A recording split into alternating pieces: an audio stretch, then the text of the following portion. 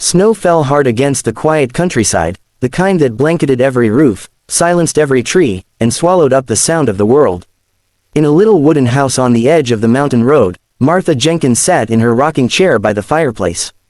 She was 81, with hair like spun silver and hands wrinkled from decades of baking bread, knitting sweaters, and tending gardens. Alone since her husband passed 10 years earlier, she had grown used to the silence of winter nights. But that night, the storm was particularly cruel, howling against her windows and rattling the shutters. She set another log into the fireplace and wrapped her shawl tighter around her shoulders, whispering a prayer for anyone who might be out on the road in such weather. She had no idea that the prayer she sent out into the storm would be answered not by travelers in need, but by 15 men clad in leather, cut-off jackets, and tattoos that told stories of lives she could not yet imagine. It was close to midnight when Martha heard it, the rumble of engines faint beneath the storm.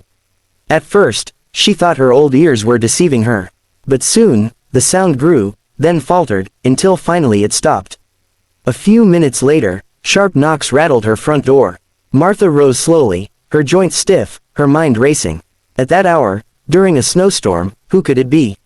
She lit her lantern and opened the door, only to freeze in astonishment. Standing on her porch were 15 men, bearded, cold, and dusted in snow-like rugged statues. Their jackets bore patches she recognized from the news, the Hells Angels. For a moment, fear clutched her chest. These men were infamous, the kind her neighbors whispered about, the kind parents warned their children to avoid. But in that instant, she saw something else, men shivering, lips blue from cold, eyes pleading for shelter. One of them stepped forward, his voice rough but respectful. "Ma'am, sorry to bother you. The snow's taken out the road, and we can't make it down the mountain. We've been riding for hours in this storm. Any chance we could just warm up for a bit? We won't cause trouble." Martha's instincts warred with her upbringing, but her late husband's words echoed in her mind. When someone knocks on your door in need, you don't ask who they are. You ask what they need. So, with a trembling hand but a firm heart, she stepped aside and said, "Come in before you all freeze to death." The men filed in, stamping snow off their heavy boots, their imposing frames filling her small living room. They smelled of gasoline, leather, and smoke, but beneath that, Martha caught the sharp scent of frostbite on their breath. Her little dog, Charlie, barked at first, then sniffed one of their boots and curled up quietly, as if sensing they meant no harm.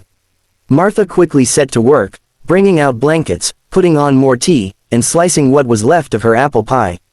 The bikers looked around the quaint home with something close to awe. The lace curtains, the neatly stacked books, and the family portraits hanging over the mantel were a world away from the rough bars and long highways they knew. One younger rider muttered, "This feels like my grandma's house."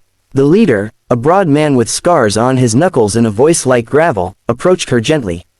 "Ma'am, you didn't have to do this for us. We'll be out of your hair as soon as the storm clears." Martha smiled kindly, pouring him a cup of tea. "Nonsense. The good Lord didn't give me this house so I could sit in it alone. It's meant to be shared, especially on nights like these." The men settled in, some by the fire, others on the floor, grateful beyond words.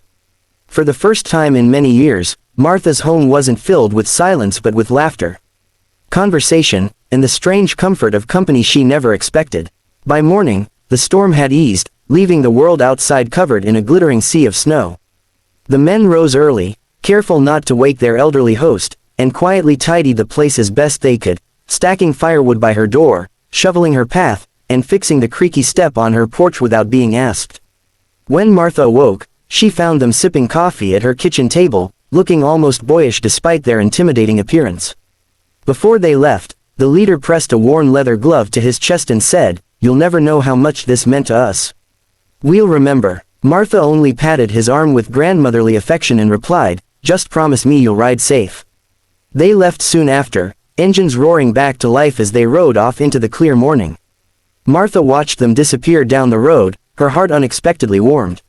She thought that might be the end of it, a peculiar winter memory to tell the neighbors.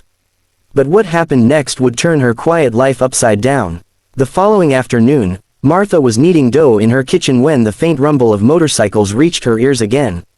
At first, she frowned, wondering if the group had returned so soon. But the sound grew louder, much louder, until it shook her little windows. She stepped out onto her porch, flour still dusting her hands, and gasped. Lined up on the snow-covered road were not 15 motorcycles but closer to 100, chrome gleaming in the winter sun. The air vibrated with the sound of engines, the sheer force of it almost overwhelming in the peaceful countryside. Slowly, the riders dismounted, one by one, their jackets carrying the same patches, their boots crunching on the snow. And at the front, the same scarred leader approached with a wide grin. "Told you we'd remember, ma'am." Martha's mouth fell open as she looked at the sea of men standing before her. They carried bags of groceries, firewood, and tools. One held up a brand new generator, another carried a box of canned goods, and another had a stack of blankets. "We figured you shouldn't have to spend another winter all alone," the leader explained. "So, we brought you some things. And maybe we'll stop by now and then, just to make sure you're doing all right." The men began unloading their gifts, some stacking wood, others fixing the broken fence, a few even playing fetch with Charlie. Martha, tears in her eyes, could only watch as her quiet little world was transformed by the kindness of men who had been strangers just a day before. Word spread quickly through the town that 100 Hell's Angels had lined up at old Martha Jenkins' door, not to cause trouble but to honor the kindness of one woman who gave them shelter. Neighbors who had once avoided her home now came by, curious and amazed, finding the notorious riders sitting at her table, drinking tea, and listening to her stories as though they were her own grandchildren. From that day on, Martha was never alone again. Every winter, motorcycles rumbled up her road, bringing warmth, food, and companionship. The townsfolk's fear melted into respect, for they saw with their own eyes what Martha had known instinctively. Behind the leather and the legends, those men were still human, still in need of kindness. Her little wooden house became more than just a shelter from storms, it became a bridge between two worlds that no one thought could ever meet. And whenever the engines roared away, Martha would stand on her porch, hand raised high, smiling as the wind carried her words after them, "Ride safe, boys. Ride safe."